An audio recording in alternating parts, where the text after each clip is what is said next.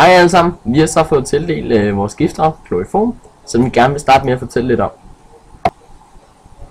Giftmor er Amanda, Aisha, Jonas og Christian. Før vi kan finde ud af, om kloroform er en ionforbindelse eller en molekyleforbindelse, så er det smart lige at kigge på selve molekylets opbygning. Kloroforms opbygning består af et carbonatom, et hydrogenatom og 3 kloratomer, som man kan se der. Og formlen hedder så derved CH-Cl3. En ionforbindelse foregår imellem et metal og et ikke-metal, og en molekyleforbindelse foregår imellem ikke-metaller. Hvis man kigger på det periodiske system, så kan man se, at både carbonatomet, hydrogenatomet og kloratomet alle sammen er på højre side af den såkaldte metaltrappe og ikke-metaltrappe. Derfor, da alle atomerne er ikke-metaller, så kan vi derved konkludere, at klor er en molekyleforbindelse. Hvilke atomer er der i giftstoffet? Vi har fået tildelt spørgsmålet, hvilke atomer er vores giftstof opbygget af? Kloriform er opbygget af et carbonatom, som indeholder 6 protoner og 6 neutroner og 6 elektroner, et hydrogenatom med en enkelt proton og en enkelt elektron, og 3 kloratomer med 17 protoner, 17 neutroner og 17 elektroner. Sådan så man også kan finde ud af, om det er en ionforbindelse eller om det er en molekyleforbindelse, er at kigge på elektronnegativitetsforskellen. Hvis man kigger på et elektronnegativitetsforskelsdiagram, så vil man kunne se, at C måler 2,5, som er carbon, hydrogen H måler 2,2 og klor måler 3,2.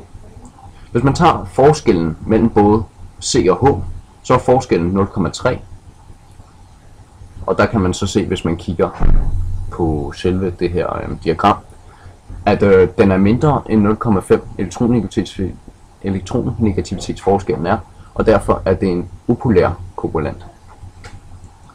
Hvis man tager forskellen mellem carbon og klor, er den 0,7, og der kan man se, at imellem 0,5 og 1,6 er den polær kovalent bindingstype. Og så hvis man så sidst tager forskellen mellem H og Cl, så er forskellen 1, og det er også en polær kovalent binding. Herfra kan man så konkludere, at selve molekylet kloroform må være mest polært, da der er flest, da elektronnegativitetsforskellen ligger mest mellem polær kovalent.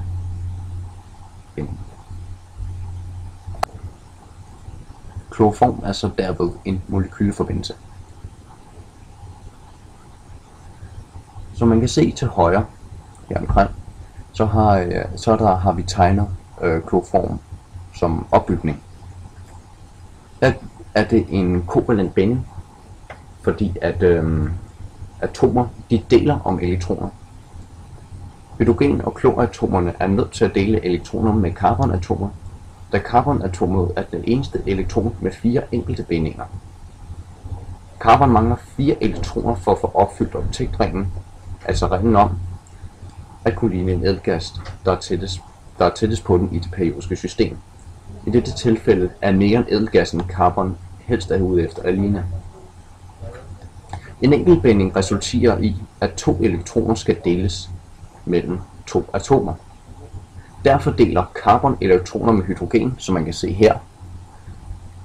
Der hvor der er pink, den pinke prik, det er ligesom for at vise, at det er elektronen, som hydrogen deler med carbon.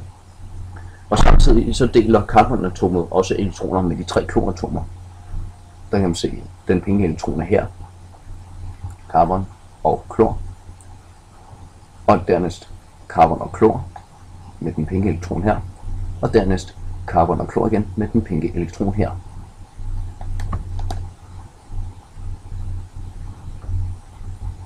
Sådan ser en kovalent binding ud. Er stoffet polært eller upolært? Det har vi allerede kunne konkludere ud fra vores elektronsnegativitetsforskel, og vores kovalente binding.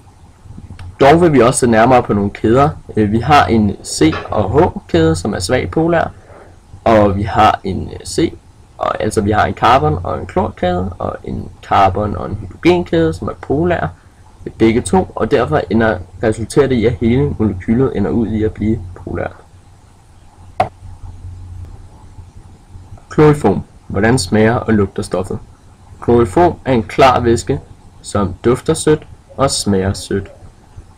Duften kan beskrives som kvalmende sød, som kan resultere i en høj sukkerindholdsprocent, eller smagen kan også forklædes som sødt.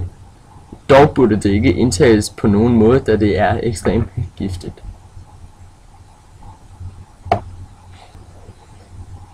Hvad er den dødelige dosis, man skal indtage af kloroform? Den dødelige mængde er blot 10 ml. Hvis man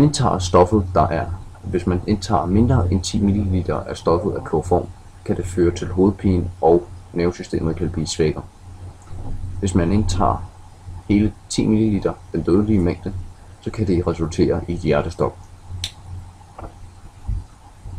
For at kunne omgå stoffet korrekt, er vi nødt til at kigge på nogle P, H, R og S-sætninger. R-sætningerne lyder således: R22. Kloriform er farlig ved indtagelse. R38. Kloriform irriterer huden. R40. Mulighed for varig skade på helbredet. R48. Alvorlig sundhedsfare ved længere tids påvirkning. R20.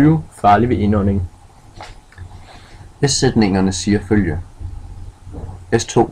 Opbevaring utilgængelig for børn. S36. Brug særligt arbejdstøj. Og S37. Brug egne beskyttelseshandsker under forsøget. P-sætningerne lyder således: P260. Indånd ikke pulver, røg, gas, tåge, damp eller spray. P281. Anvend de påkrævede personlige værnemidler. P501. Indholdet eller beholderen skal bortskaffes korrekt. Og H-sætningerne siger følgende: H302. Farlig ved indtagelse. H313, 315. Forårsager hudinfektion. H351. Mistænkt for at fremkalde kræft. Og H376 kan forårsage organskader ved længerevarende eller gentagen eksponering. Så nu har I hørt vores ekstremt kedelige screencast. Nu vil jeg godt vise jer noget sjovt om søvnens time, hvor vi har fået som opgave at slå en jæger ihjel med vores såkaldte giftstof. Filmen kommer her.